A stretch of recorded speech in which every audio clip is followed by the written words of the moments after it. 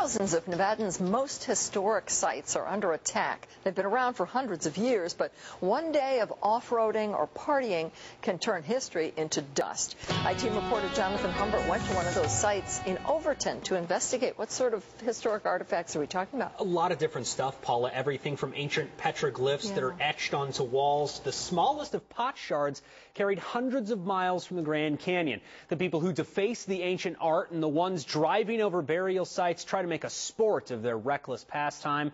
You wouldn't even know what you're destroying, and when you do, you could be one of history's vandals.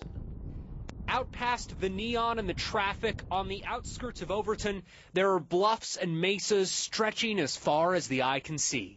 It's just kind of amazing. Buried in the desert, there's a living history of a people long gone. For some unknown reason, around AD 1200, they all up and left. Lori Perry is an archaeologist with the Bureau of Reclamation. On this bluff, she's surveying an Anasazi storage depot and housing complex that has been here for 800 years. It's just pot shards, broken tools. Grind up little critters to make a little pate.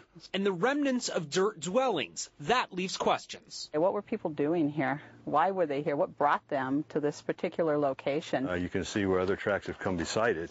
Site steward George Phillips is also on the hike. Instead of pot shards, he looks for more recent signs of human habitation, or in this case, destruction. And it's usually just carelessness or a lack of knowledge. It's just ignorance of what is out here. Phillips and Perry have seen a growing number of archaeological sites being driven through, written on, and simply trashed. The destruction begins right away. So stewards put up these signs to tell people to be careful. People don't know that they're trampling over an area that's valuable. The bullet hole shows just how much some people care. When those signs are ignored, those off-roaders take their ATVs and bikes, drive them along these thin paths, and literally carve cuts through history. One pass by a couple of vehicles can just virtually destroy the site. For Perry and Phillips, ATVs are fine. They just don't belong here. The deep cuts aren't fixed easily. No one should make a sport out of destruction. Because there's plenty of land, and there are plenty of ways to do it. For these vulnerable targets, 800 years is a long wait to be discovered,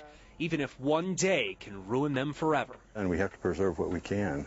Because once they're gone, they're gone. Lori Perry notes that any intentional act of vandalism on one of these sites is a federal crime. The government could seize the vehicles used during the destruction. The vandal could face a fine as much as $100,000 and, Paula, potentially 5 years in prison for this. Stiff punishment, but do they ever catch anyone? Well, that's part of the problem. There are over 10,000 sites out there and only about 370 of these stewards for all of Clark County. So they only have to pick and choose certain ones, and even then you only see it after it's destroyed. That's a